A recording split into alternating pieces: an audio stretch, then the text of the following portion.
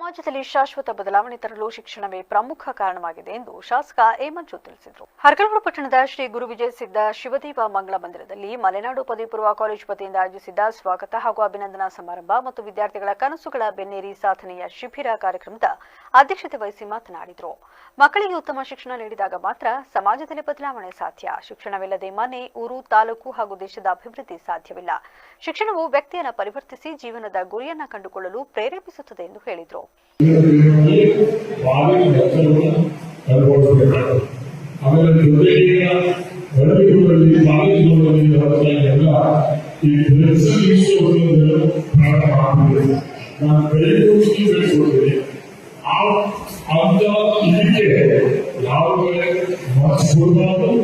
ಈ ಸಂದರ್ಭದಲ್ಲಿ ಕ್ಷೇತ್ರ ಶಿಕ್ಷಣಾಧಿಕಾರಿ ಕೆಪಿ ನಾರಾಯಣ್, ಪ್ರಾಂಶುಪಾಲ ಶಶಿಕುಮಾರ್, ಬಿಎಡ್ ಸಮೂಹ ಸಂಸ್ಥೆಗಳ ಸಂಸ್ಥಾಪಕ ಯದುನಂದನ್, ಕಾರ್ಯದರ್ಶಿ ಜಯಪ್ರಕಾಶ್, ಬಿಆರ್, ಉಪನ್ಯಾಸಕ ವೃಂದ, ಪೋಷಕರು ಹಾಗೂ ವಿದ್ಯಾರ್ಥಿಗಳು ಉಪಸ್ಥಿತರಿದ್ದರು.